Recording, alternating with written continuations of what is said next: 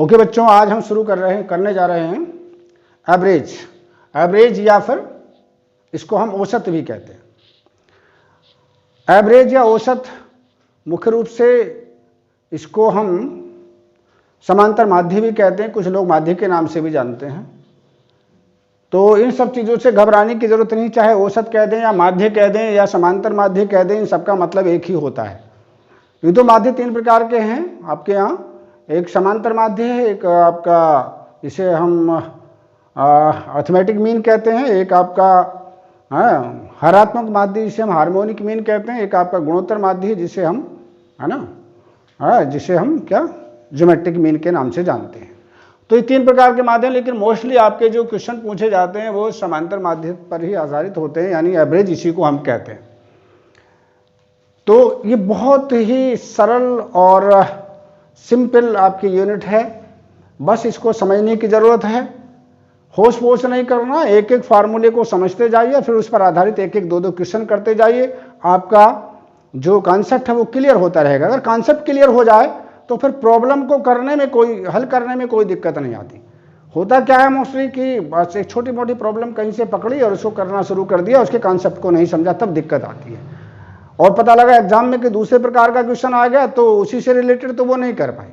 तो किसी particular question को करना नहीं है, बल्कि एक कॉन्सेप्ट को समझना बहुत जरूरी है। तो हम कॉन्सेप्ट से शुरू करेंगे आपको, और एक ही छोटे छोटे एक एक दो क्वेश्चन उस पर आधारित कराएंगे और फिर आपको आगे बढ़ेंगे। और इसके एक या दो क्वेश्चन हर कॉम्पिटिटिव एग्जाम में लगभग पूछ लिए जाते हैं। चलिए सबसे पहले हम शुरू करते हैं एवरेज या औसत, है ना। औसत या एवरेज क्या होता है? औसत, औसत को आप एवरेज भी कह सकते हैं। एवरेज इसको मीन के नाम से भी जानते हैं, समांतर माध्य भी कह देते हैं, मीन भी कह देते हैं। और इसको हम एक्स बार से इंडिकेट करेंगे। इसके ऊपर एक्स के ऊपर बार का मतलब है इसको सूचना या इसको सिंबल से इंडिकेट कर देते हैं, यानी एक्स के ऊपर एक डंडा खींच देते हैं, इसको एक्स बार पढ़ा जाता है ना। कुछ लोग इसको एम से भी इंडिकेट कर देते हैं, लेकिन हम यहाँ चलिए इसको मान लेते हैं ऐसा करके, ठीक। तो ये हमारा पहला सिंबल रहेगा, ठीक है। और इसका मान होता क्या है एवरेज का भाई? कुल पद जो दिए होते हैं, पदों का योग बटे पदों की संख्या। जो डाटा आपको दिए गए हैं उनका योगफल निकाल लो, योगफल निकाल के अगर उनकी संख्या से भाग कर दो आपको एवरेज आ जाएगा। जैसे 2 और 4 का एवरेज निकालना है तो क्या करेंगे भाई? एवरेज निकालने के लिए या औसत निकालने के लिए 2 और 4 को जोड़ो, कितने पद हैं? 2 बटे 2 कर दो, यानी 4 और 2 6 बटे 2 यानी 3। ये आपका एवरेज कहलाता।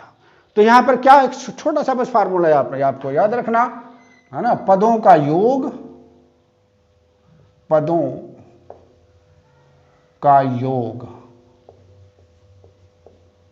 बटे पदों की संख्या।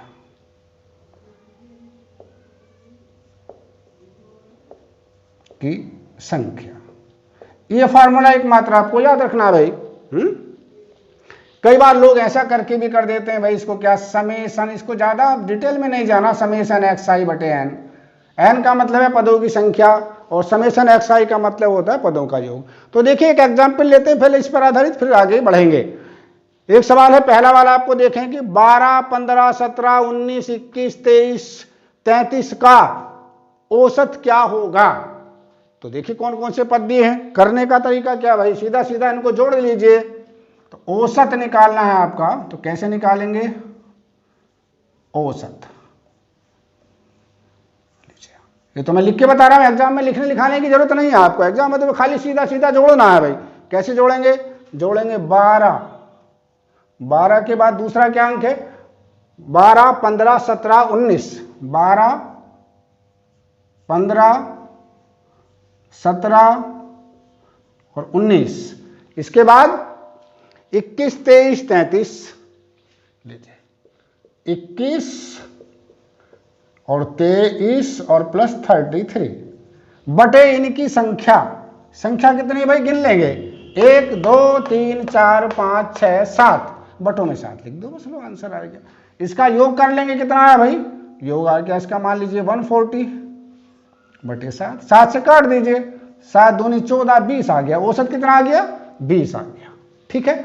तो क्या करना भाई, कुछ नहीं करना, बस सिंपल सी बात याद रखनी, कहीं भी औसत अगर आपसे पूछते हैं तो आपको क्या करना है भाई, इनको जोड़ के इनकी संख्या से भाग कर देंगे। पहले जोड़ो सबको, फिर 1 2 3 4 5 6 7, 7 दिया तो 7 से भाग कर दो, 8 पद दिए तो 8 से भाग कर दो। ठीक है, ये इसको निकालने का तरीका है। ठीक, अब हम दूसरे फार्मूले की तरफ आते हैं भाई।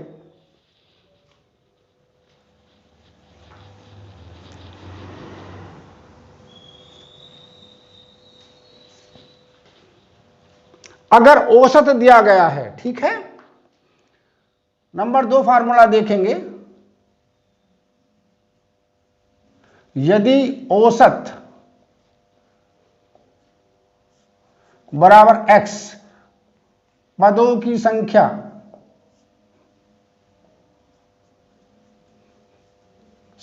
बराबर n, तब पदों का योग, पदों का अगर आपको योग याद करना तो कैसे करेंगे, दो चीजें आपको दी गई हैं। क्या क्या दी है भाई, पदों का औसत दे रखा और पदों की संख्या दे रखी है। तो योग निकालना तो क्या करना, कुछ नहीं करना, x बार को n से गुणा कर दो, बस हो गया। देखिए इस पर आधारित सवाल देख लीजिए, किसी परिवार के 5 सदस्यों का औसत, 5 का मतलब n का मान 5, ये लिखा नहीं, पदों की संख्या, कितनी संख्या हो गई 5, किसी परिवार के 5 सदस्यों की औसत मासिक आय 8,200 रुपए है। औसत शब्द जोड़ा है तो ये x बार का मान हो गया भाई। तो कह रहे हैं इस परिवार की कुल आय क्या है। सवाल को, प्रश्न को करने में 3 चीजों की जरूरत होती है। इस क्वेश्चन में क्या दिया गया है, क्या पूछ रहे हैं और हमें करना क्या है। तो 2 चीजें दी गई हैं, एक तो पदों की संख्या दे रखी है भाई 5, औसत आय दे रखी है, कुल आय पूछ रहे हैं कितनी। तो देखिए 1 मिनट में बिल्कुल यही फार्मूला हम लगा देते हैं। क्या क्या दिया रखा है भाई यहां पर, देखिए हेयर, क्या क्या दिया बच्चों बताओ। यहां n का मान दे रखा उन्होंने 5, ठीक है। x बार का मान कितना दिया भाई 8,200। हमें क्या चाहिए, कुल आय। कुल आय का मतलब, कुल आय का मतलब पदों का योग। कुल आय कितनी हो गई, n गुणा x, या x बार सॉरी, ठीक है। क्या लिखेंगे भाई, n का मतलब 5 और यहां 8200, गुणा कर दो भाई, 1 0 2 0, 5 दूनी 10 का भी 0 और 5 अट्ठे 40 और 1 41, ठीक है। तो आंसर क्या हो गया भाई आपका, लीजिए ये आपका आंसर हो गया। ठीक, पहले वाले का आंसर क्या था आपका, ये देखा था मुझे लगता, ठीक है। तो इस तरह से आप क्षण भर में आंसर निकाल सकते हैं, बस आपको फार्मूला पता होना चाहिए। चलिए अब देखते हैं बेटा तीसरे फार्मूले की तरफ हम लोग आते हैं। तीसरा फार्मूला क्या है, ठीक। कुछ पद दिए गए होते हैं, उनमें किसी पद को मिस कर दिया जाता है। मिस का मतलब गायब कर देते हैं बीच में से, और उनका औसत दिया गया होता है। फिर पूछते हैं कि इसमें मिसिंग जो टर्म है, जो लुप्त टर्म है, जो लुप्त पद है, उसका मान क्या होगा। तो इसको निकालने का देखिए भाई, मिस टर्म या लुप्त पद है ना, लुप्त पद बराबर होता n(x) बार माइनस दिए गए पदों का योग।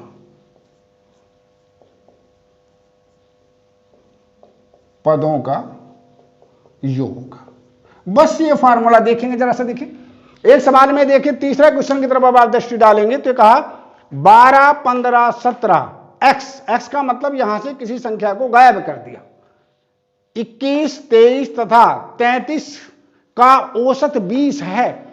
x बार का मान है 20, n का मान क्या भाई 1 2 3 4 5 6 7, n का मान है 7, x बार का मान है 20। हमें मान निकालना है किसका, x का, लुप्त संख्या निकालनी है। तो देखेंगे यहां पर क्या क्या दे रखा है बच्चों, यहां हेयर, यहां हमारे पास n का मान है कितना 7, ठीक है। चलिए x बार का मान कितना बच्चों 20, पदों का योग, कौन से पदों का योग, जो दे रखे हैं उनका योग निकालें। कौन कौन से दिए बताओ। एक दिया हमें कौन सा 12 15 17, 12 + 15 प्लस 17 प्लस x को छोड़ देंगे, x का हमें मान निकालना, प्लस 21 प्लस 23 और प्लस 33। ठीक है, तो ये मुझे लगता है कितना हो गया, जो भी आपका आया हो जोड़ लेंगे, 3 और 3 6 और 1 7, 7 और 7 तो 14, 14 और 5 19 और 2 21। ठीक है, और आई थिंक 2 और 3 5 और 1 6 और 1 7 1 8 9 10 11 12 121 आ गया भाई। ठीक है, तब पद चाहिए, किसका मान चाहिए भाई, x का मान चाहिए। क्या बताया x का मान हमने, ये बताया nx माइनस 121, ये कर दीजिए इसके अकॉर्डिंग। तो क्या है भाई nx का मान 7 गुणा 20 माइनस 121 बराबर 140 माइनस 121 बराबर कितना भाई, ये आ गया आपका 19। इसका जो आंसर हुआ आपका क्या हो गया भाई, 19 आंसर, ये वाला देखिए आंसर हो गया। अब इसको अगर आप देखें तो देखिए ये वाला जो क्वेश्चन है सेम वही क्वेश्चन है ऊपर वाले की तरह से। ठीक है, वहां हमने इसका 20 निकाला था क्या, औसत, यहां औसत दे रखा उन्होंने 20। ठीक है, वहां एक टर्म गायब कर दी, देखिए कौन सी टर्म गायब थी, यहां से 19 ही गायब था कि नहीं, 19 आ गया आपका। तो ये था इसको निकालने का तरीका। अब तीसरे फार्मूले की तरफ हम आते हैं, देखिए फार्मूला नंबर 4। फार्मूला नंबर 4 में क्या होता है कि किसी ग्रुप में कुछ लोग होते हैं, किसी ग्रुप में कुछ लोग होते हैं, उसमें से एक आदमी को बाहर निकाल दिया, उसकी जगह पर दूसरा आदमी एंट्री कर लिया, है ना। तो क्या हो गया, मान लीजिए उनकी आय या उनका जो भार है वो कुछ और था, व्यक्ति विशेष के निकल जाने और व्यक्ति विशेष के आ जाने से उसके भार में कुछ परिवर्तन हुआ। तो वो परिवर्तन हम कैसे निकालते हैं, तो देखिए उसके लिए एक फार्मूला मैं लिख दे रहा हूं, यहां पर याद रखेंगे, चलिए थोड़ा डिटेल में कर दे रहे हैं इसको। नंबर 4 पर यदि n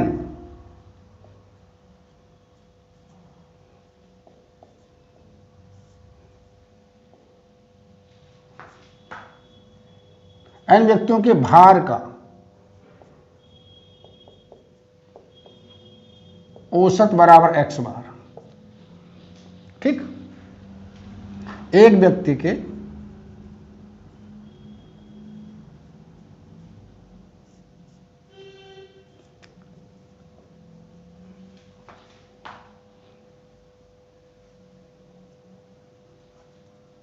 एक व्यक्ति जिसका भार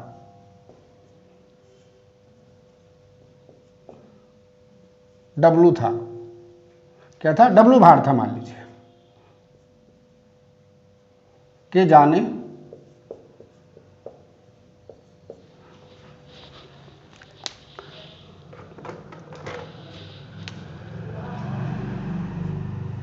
तथा अन्य व्यक्ति के आ जाने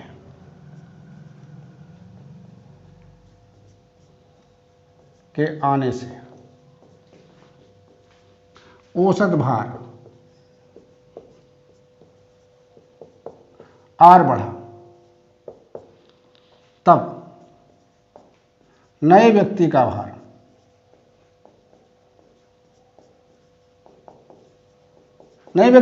निकाला, हम उसे 22 से इंडिकेट कर देते हैं। तो मान लीजिए, है ना, तो नए व्यक्ति का भार हमें चाहिए, तो क्या होगा भाई, ये बस कुछ नहीं करना, पहले वाले व्यक्ति का भार W मान लेंगे, भार में कितनी वृद्धि हुई तो प्लस का चिन्ह लगा देंगे, और कमी हुई तो किसका, माइनस का चिन्ह लगा देंगे। कितनी वृद्धि हुई, R की वृद्धि हुई, R गुणा N कर देंगे, बस इतना काम करना भाई। ठीक, बस ये छोटा सा फार्मूला याद रखना, चाहे थ्योरी याद रहे ना रहे। नए व्यक्ति का भार अगर पता करना है, जिसको हम 22 से इंडिकेट कर रहे हैं, तो क्या होगा, जाने वाले व्यक्ति का भार प्लस कितनी वृद्धि हुई वो गुणा उनकी संख्या, पदों की संख्या। जैसे इस सवाल को देखिए, एक नाव के 10 नाविकों में 56 किलोग्राम भार वाले व्यक्ति के स्थान पर नया व्यक्ति आ जाने से औसत भार में 800 ग्राम की वृद्धि हुई। किसमें वृद्धि हुई भाई, औसत भार में वृद्धि हो रही है। कितने किलोग्राम का भार था, जो व्यक्ति चला गया उसका भार था 56 किलोग्राम, यानी W का मान आपका 56 किलोग्राम है। जो नया व्यक्ति आया उसके भार में जो वृद्धि हुई औसत भार में वो 800 ग्राम की वृद्धि हुई, ठीक है। तो कह रहे हैं नए व्यक्ति का क्या भार होगा। तो देखिए नए व्यक्ति का भार निकालने के लिए क्या देखेंगे यहां पर, यहां देखिए n का मान क्या है यार, n का मान यहां पर कितना दिया है 10 है, कितना है 10, अपरिवर्तित है 10, एक चला गया एक आ गया तो 10 के 10 व्यक्ति बना रहे, ठीक है। W का मान कितना, उस व्यक्ति का जो गया उसका भार है 56 किलोग्राम, 56 केजी, ठीक है। R का मान वृद्धि कितनी हुई भाई 500 ग्राम, 500 ग्राम का मतलब किलोग्राम में 500 बटे 1000 यानी 1/2 है ना केजी, किलोग्राम, ठीक। अब वो कह रहे हैं कि भाई उस व्यक्ति का भार क्या निकालेंगे, जो नया व्यक्ति आया, नए व्यक्ति का भार, नए व्यक्ति का भार, लो भाई भार निकालने में कोई दिक्कत नहीं, क्या करेंगे ये वाला फार्मूला रख देंगे, यानी 56 में जोड़ दीजिए कितना, ये वाला भार कितना 1/2 गुणा n का मान कितना जी, क्या है n का मान, कितना भार था यहाँ पे, ये 800 ग्राम, संख्या से गुणा कर देंगे, संख्या कितनी, कितने लोग थे भाई, ये थे आपके कितने R कितना, R देखेंगे कितने ग्राम की वृद्धि हुई, 1/2 ग्राम की वृद्धि हुई, संख्या से गुणा कर देंगे, संख्या कितनी है, संख्या हो गई इनकी 800, ठीक है। 800 तो 500 था, क्या था 800 ग्राम, सॉरी ये है भाई आपका 500 ना हो के इसको जरा सही कर लेंगे, 800 ग्राम है भाई बच्चों, 800 ग्राम दे रखा है ना। 800 ग्राम का मतलब क्या हुआ, यहां पर हम ले लेंगे 0 से 0 काट दीजिए, ये हुआ 8/10 केजी, इसको सही कर लेते हैं, ये हुआ 8/10, संख्या से गुणा कर दो 10 से, 10 से 10 कट गया ये वाला भी, तो ये आपका आएगा 56 + 8 बराबर 64 केजी हो गया भाई। नया व्यक्ति जो आया उसका जो भार हुआ वो कितना हुआ 64 किलोग्राम है, क्या ये रख लीजिए आपका आंसर हो गया। इसको हम इस टाइप से कर सकते हैं, चलिए एक सूत्र और ले लेते हैं, बाकी फिर आज के सूत्र फिनिश करेंगे, फिर अगले सूत्रों पर जो है कल बात करेंगे, ठीक है।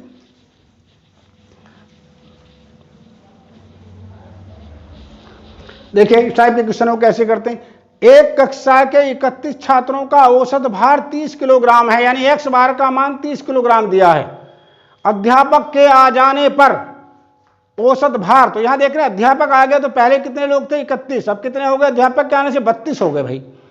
भार में 500 ग्राम की वृद्धि हो जाती है, तो अध्यापक का भार क्या होगा, तो 1 सेकंड में आप निकालेंगे कैसे अध्यापक का भार, अध्यापक का भार सीधा सीधा फार्मूला देखो, x बार का मतलब मीन गुणा r × n+1, ऐसा आप कर देंगे। n+1 इसलिए करा हमने क्योंकि एक जुड़ गया आके, उसमें पहले में क्या था एक नाभिक चला गया था दूसरा आ गया था, यहां पर क्या कहा 31 के 31 मौजूद है, एक और आ गया इसमें, तो यहां रख देंगे x बार का मान कितना भाई, कितना दिया, ये दिया 30 किलोग्राम दिया है, 30 किलोग्राम इनका औसत था।